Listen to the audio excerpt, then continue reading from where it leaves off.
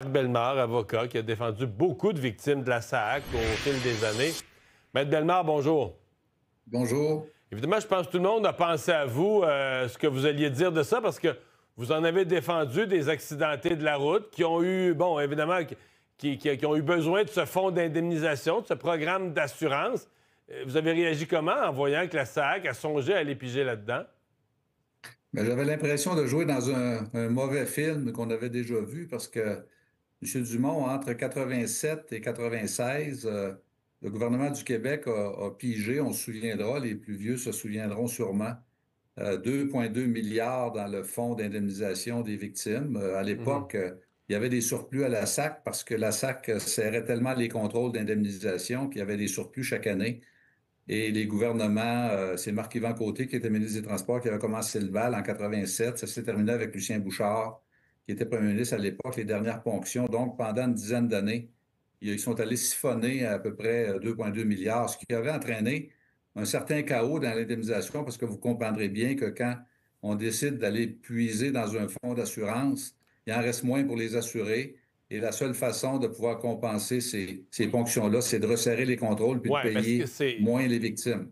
Je m'en souviens parce que j'ai fondé un parti politique dans l'époque que vous décrivez, puis c'était un de nos engagements depuis piger, un des premiers engagements Exact. depuis piger dans la SAC.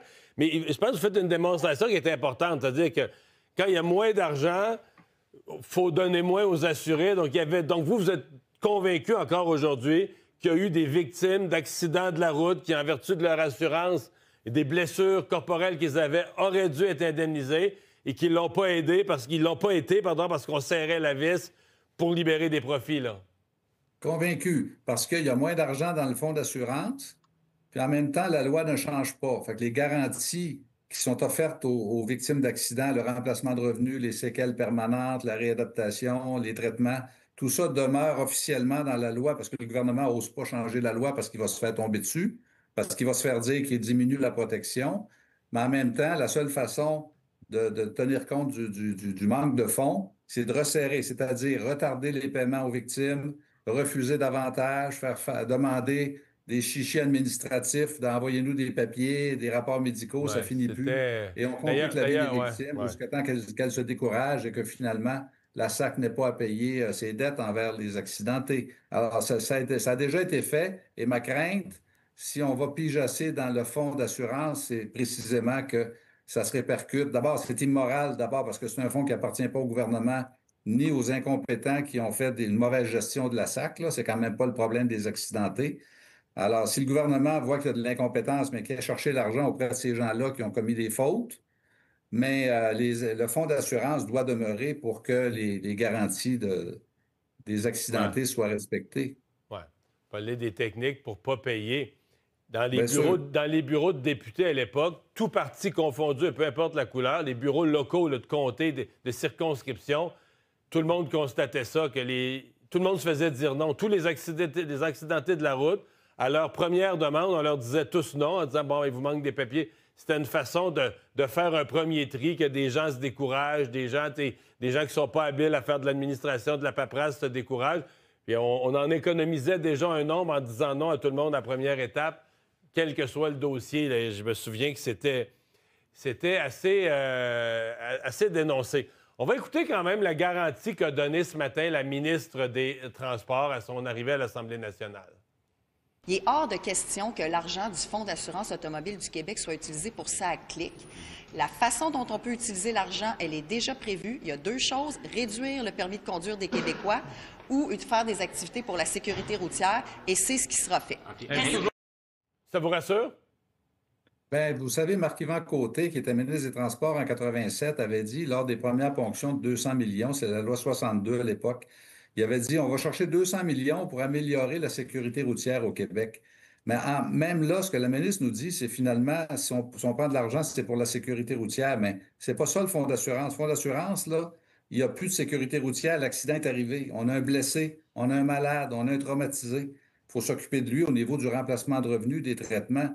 Alors, c'est souvent le prétexte des ponctions. Ils disent pas on va prendre cet argent-là pour créer un nouvel hôpital ou construire une école. Ils disent c'est la sécurité routière. Mais je vous rassure, Monsieur Dumont, le fonds d'assurance doit aller exclusivement à l'indemnisation des victimes, payer des salaires perdus, payer Ouais. des jobs perdus, payer pour des traitements.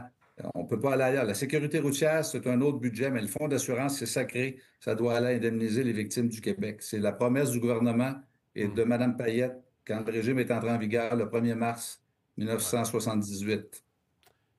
Puisque je vous Il y ai a avec 47 moi, ans. Puisque je vous ai avec moi, un observateur de la SAC depuis des décennies, ancien ministre, au-delà du fonds d'assurance, je suis quand même curieux de vous entendre sur ce que vous constatez à la commission d'enquête sur SACLIC. Ça vous dit quoi sur la gestion de la SAC des dernières années?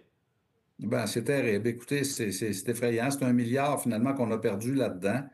Moi, je suis très inquiet de voir comment on gère les établissements au Québec, les services publics. Vous savez, on regarde aller ça là, du côté de la santé, du côté de l'éducation. On ne pensait pas qu'au niveau d'un organisme sérieux quand même, comme la Société de l'assurance automobile, qui est une espèce de fleuron là, qui a été créé en 78, il y a 47 ans, puis on se dit, bon, ben, au moins, il y a des administrateurs compétents à ce niveau-là, mais là, on perd confiance. Et moi, je pense que ce qui est le plus dramatique, M. Dumont, c'est la perte de confiance des citoyens dans les institutions. On ne sait plus à quel sein se vouer, on ne sait plus à qui faire confiance. Ouais. Même la CAQ, qui est un gouvernement en principe de gestionnaire, M. Legault, Air Transat, tout ça, on se disait, ben là, enfin, on va avoir des gens qui sont capables d'aligner des colonnes de chiffres puis de bien gérer les fonds publics. Mais là, on voit que ça arrive même au gouvernement Legault. Moi, je vous le Ouais. dis, là, c'est franchement décourageant. Puis le citoyen ordinaire qui regarde ça, il se dit, ben moi, je paye beaucoup d'impôts, puis je suis administré par des incompétents, puis des gens, finalement, qui dépensent mon argent, mais qui le dépensent de façon complètement déglinguée. Et c'est ça, moi, qui me dérange le plus. C'est la SAC, mais c'est aussi là, et non seulement dans les ministères un peu partout, mais c'est là aussi que ça ne marche pas. Alors, on se demande bien qui va être capable éventuellement d'administrer dignement les fonds publics au Québec. Bellemare, merci. Ça me fait Au revoir. plaisir. Bonne journée. Et donc, là-dessus, spécifiquement,